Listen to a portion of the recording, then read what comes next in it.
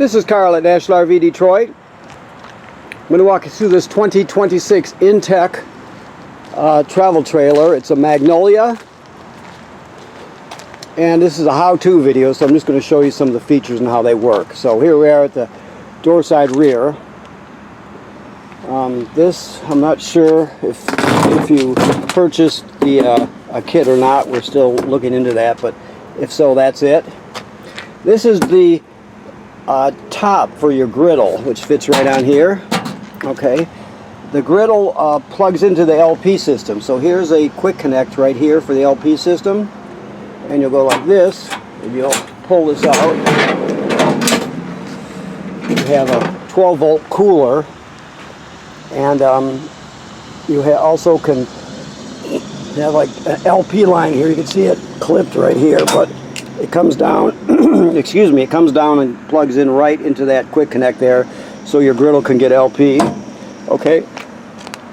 And you have some storage underneath here and that sort of thing, of course.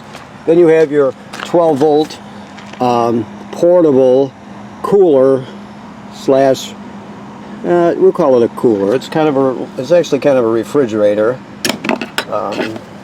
So you'll have to read the directions a bit on this, but it's pretty self-evident. You can also run it plugged in. There's a transformer where the plug, so you could actually plug it into 120 AC, and so on and so forth. So pretty straightforward.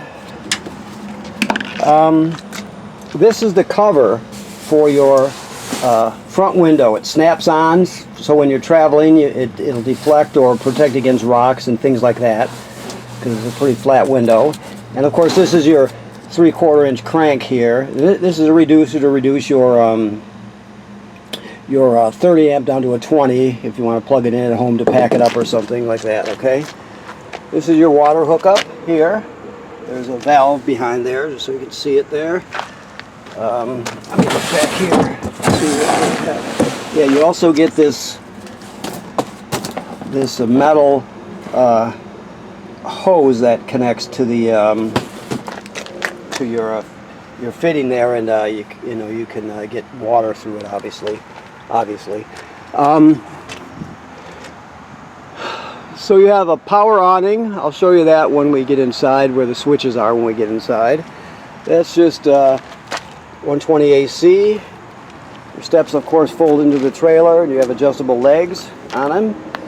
This is another extension, or an extension, for the dining table. You want to make it taller.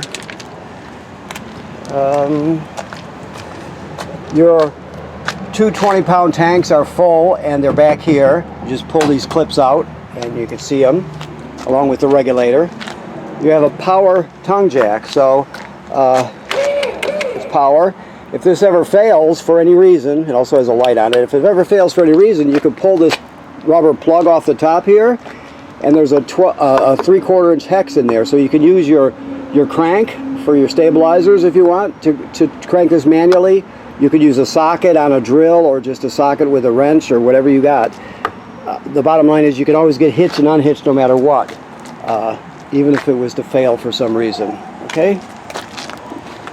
So we move on. This is just a hookup for a portable battery charger. So this one looks like a Go Power, but you can see it just has that type of plug on it.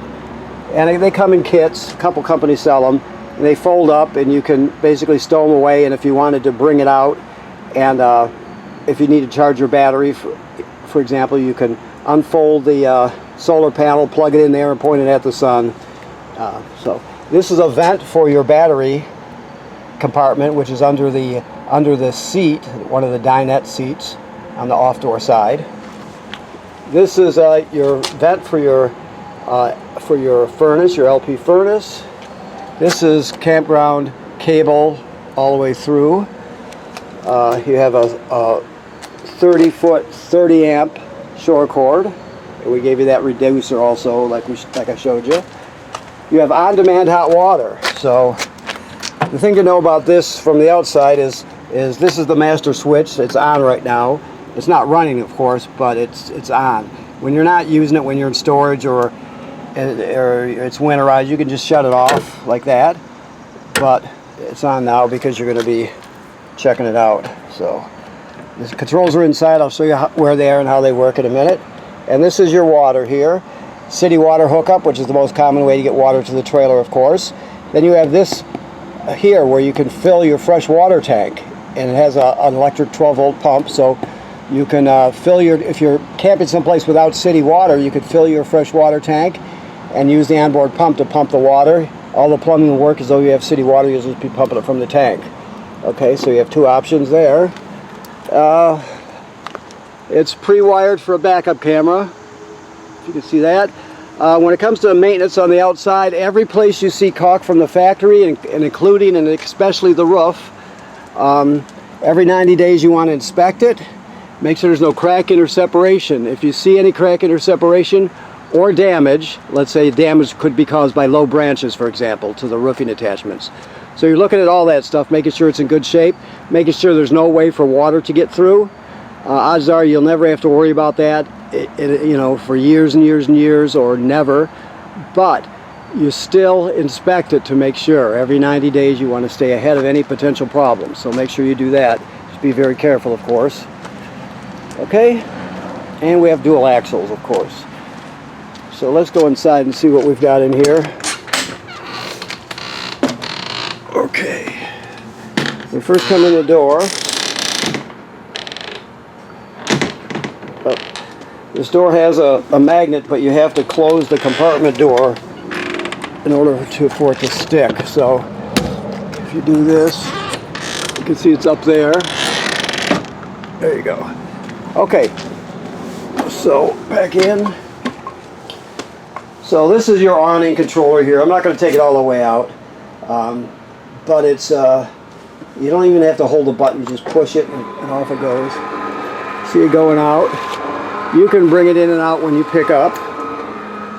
Let me just change it to in. Coming back in. You see it's got an LED light on it. All your interior lights are here. Of course, this is a GFCI plug. All the plugs in the trailer are wired through a GFCI. Now this one outside is a regular plug, I believe. I can't say that for sure, but they are regular. Like this is a regular duplex here. But it's still wired through this GFCI, so all the plugs are wired through this, so they're all protected by it. So if you can't get power for this plug over here, first thing you're going to think is GFCI. Okay, that's just a charger. This is a controller for your hot water, your on-demand hot water. Radio, of course. The radio is AM/FM radio. It has Bluetooth. It has a USB drive, so you can take your MP3s with you. It has this is an HDMI in, so you can go into the system that way. There's a TV over here. Okay. Excuse me.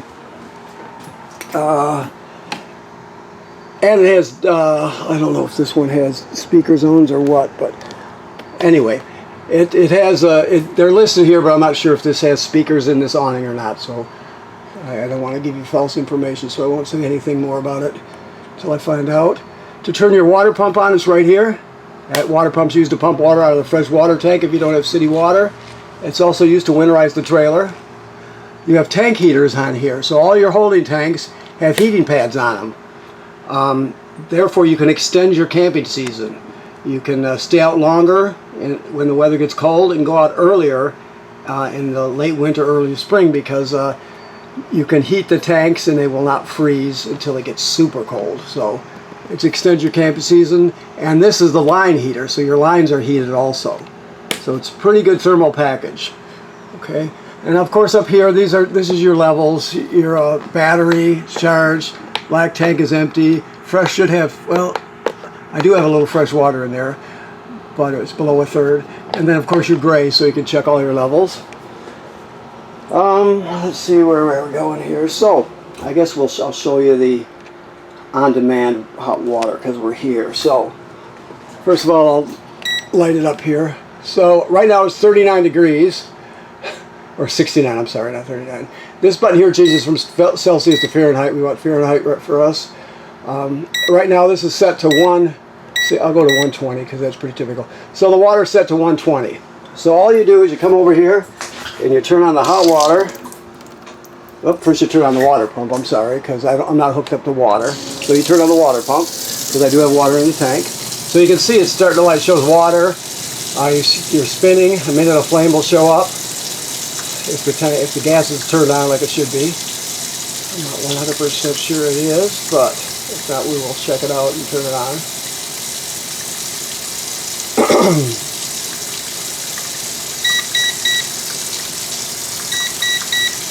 Okay, so let's do it this way.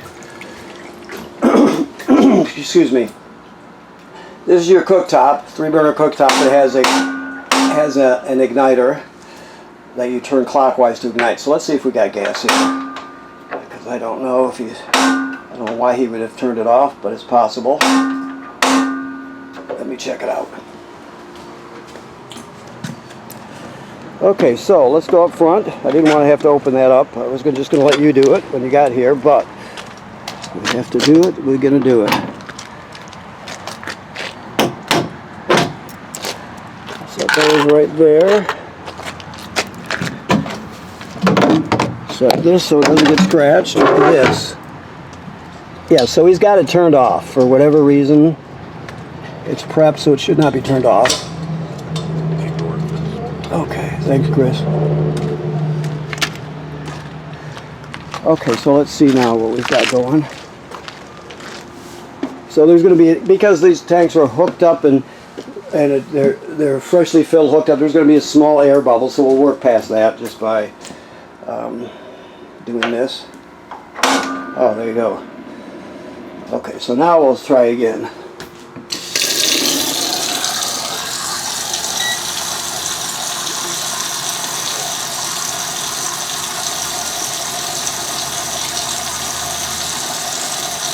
The best way to get the gas all set up, if you can, is turn on the furnace, because that will do a really good job of moving everything forward and getting air out of the line. There it goes. So now it just lit.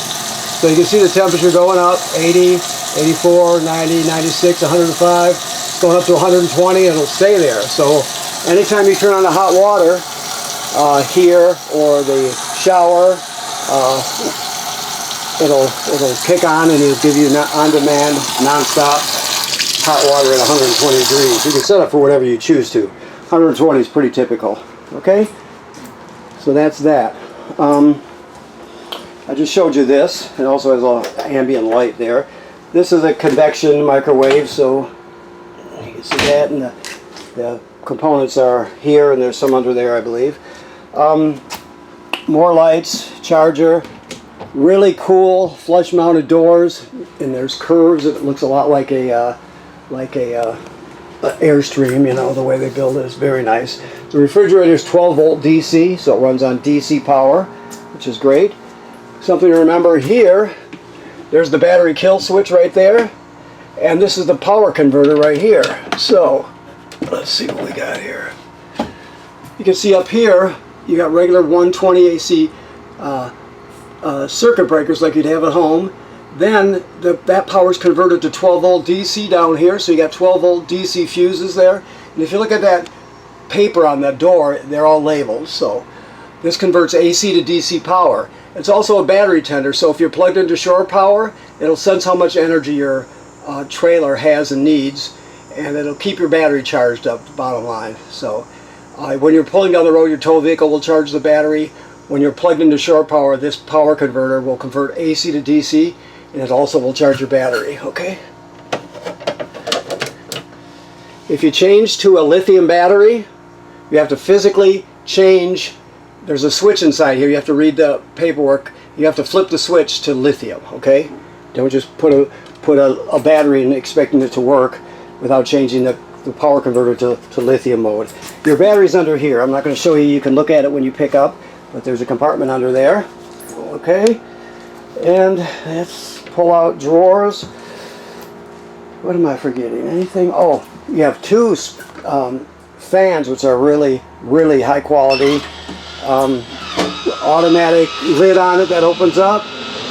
Right now they're set pretty high because we had them cranking them when we were prepping it. But it really pulls the heat out, and so does the one up there, which is identical, and there's another controller up there for it. To close it, you just push the off button and it closes. Okay, so thermostat for heating and cooling is here. It's pretty typical of any here's the controller for your rear fan. You just push this till the mode lights up. Cool, heat, back to off. We're just going to go to off. Very simple. Just you'll select the fan, which is on an air conditioning. Always choose auto. High auto is pretty typical. And then of course you can set the temperature. What else do we have here? Okay, I don't want to forget anything important. Okay, so you have storage under here, but oh, sorry about the camera work. It's not behaving here. But let me see if I still got it. So if you take this one off, this is where you find the back of your water heater. You find your valves and your water pump and the line to uptake antifreeze in when you're winterizing. So it's all done right here. Okay, so that's important. The rest of it is just all self-evident stuff, I think. But it's very nice, very well made. You can tell the underneath the facade below the finish work, everything is cut with a CNC machine. Everything fits together perfectly, but believe me, in the trailer world, that's a rarity. It's usually the opposite. But with this, everything fits together like a jigsaw puzzle. It's really, really well made. This is what I forgot here. So, this is a, I usually got the fan on.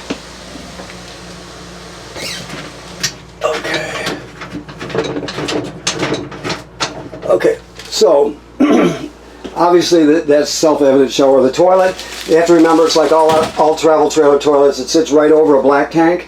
It's got a flush pedal. You have to have chemical and water in it to use it. So when you get to the campground, you hook up your power and your water. You'll come in here, your black tank's empty because you dumped it the last time you left the campground.